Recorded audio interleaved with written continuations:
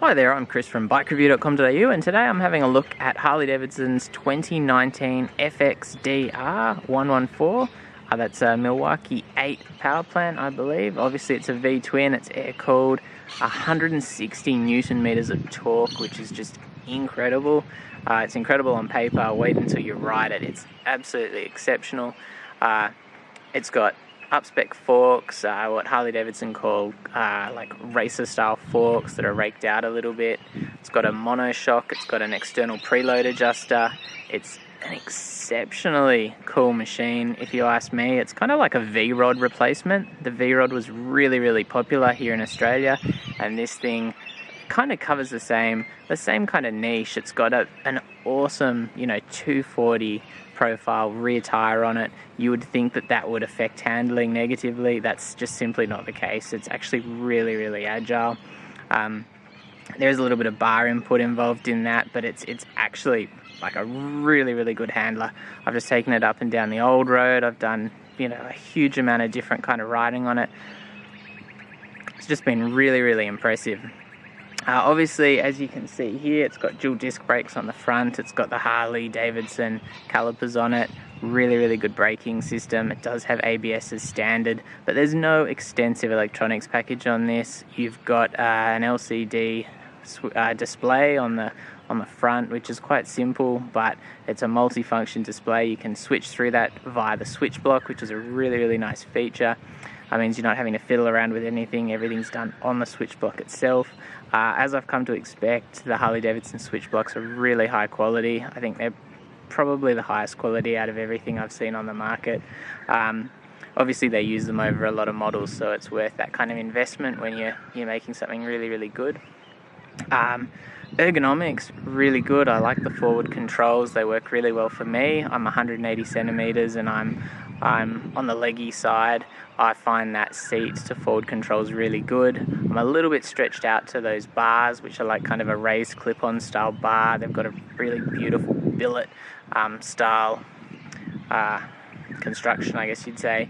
Really, really nice attention to detail there. It's a single seat. It does have room for a pillion seat to be added and those pegs to be added, although with this kind of machine I don't think that's going to be high on your list. It's got really, really cool wheels. It's got like some drilled out features on the wheels to give them a little bit of extra detail work.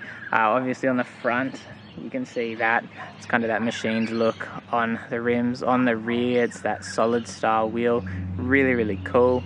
And that standard exhaust system, it's got those bronzed covers across the exhaust which help keep the heat off you, and also they look pretty cool. I think for a standard exhaust system it works really, really well. Obviously it's pretty quiet, but overall I have to say, after spending a couple of hours on this bike, highly impressed. We're going to have a full review up on Bike Review, and we're also going to have some of our Harley experts have a ride on the bike and they'll give their opinion. But as an all-round rider, I have to say, really love the bike.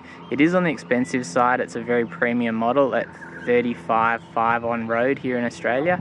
However, at the same time, the specs are, impressive, and it's a really, really nice machine to ride.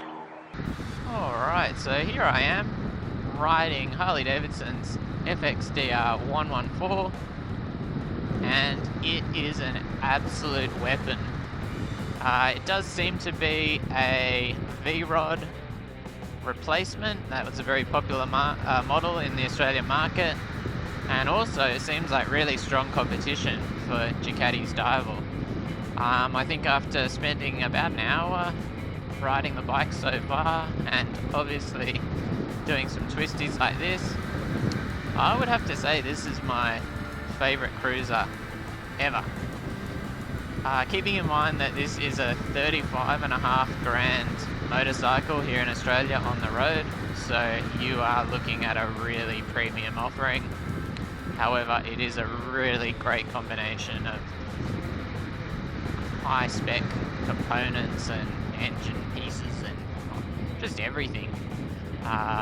Ergonomics, really, really good. Seems like the perfect seat to forward control ratio for me. The air intake does push my leg out a little bit on one side. That's my only criticism there. I'm a little bit stretched to the bars, but I've been riding for about an hour and a half now, and I'm feeling a tiny little bit of strain on my back, and that's it. There's nothing else to complain about, which to me is a really good sign. Ideally, you want to be able to do 2 hours in the saddle before breaks, and I think that would be easily achievable for me on this bike. Granted, I'm only 70 kilos, and Marcus at Harley-Davidson fixed up the preload on the shock for me. It's at about 1 on the settings. It's ideal. The overall ride is very, very comfortable. That rear monoshock is very well sorted. There's only been kind of a few very, very sharp bumps along this section which have really got anything out of shape. The front end is very well sorted as well. It's got what Harley call racer style front forks. It's got these massively beefy front forks, a bit raked out.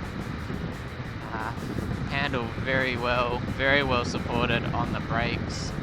Very, very well supported on the brakes. It's super stable. Means that you can really pick up some speed in those straights, and then washing it off, heading into the corners is no drama whatsoever. And I tell you what, that power plant is just insane. The 160 Newton meters of torque is very smoothly delivered. It's very controllable. However, at the same time, when you open that throttle aggressively, wow, it is just insane.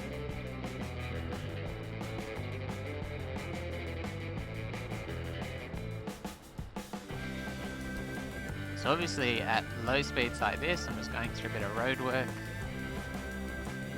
The throttle response is super smooth. The fueling is exceptional. It is really good at these lower, like around town speeds.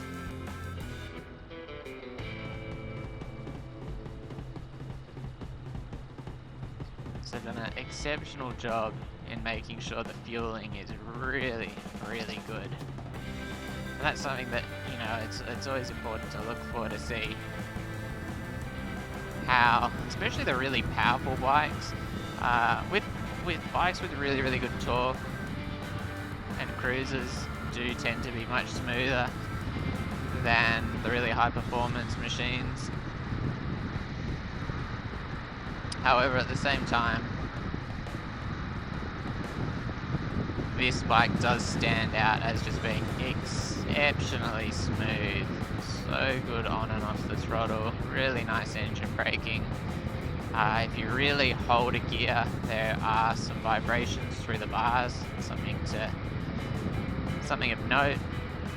However, with a 6-speed gearbox, you'd have to really be moving to be in the situation where you don't have another gear or two to knock it up into.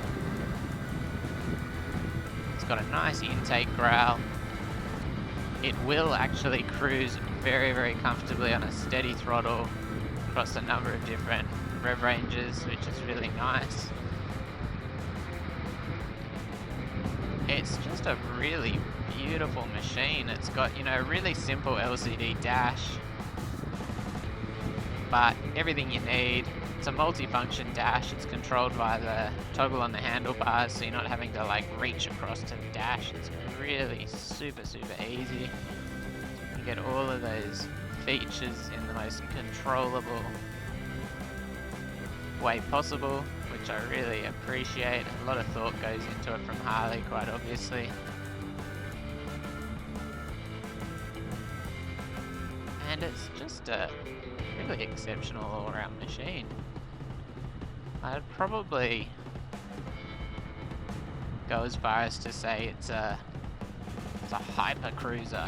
You know how like all the Japanese brands now are calling all their nakeds, you know, the high power ones, the hyper naked. This definitely feels like a hyper cruiser. It's got insane performance, insane torque.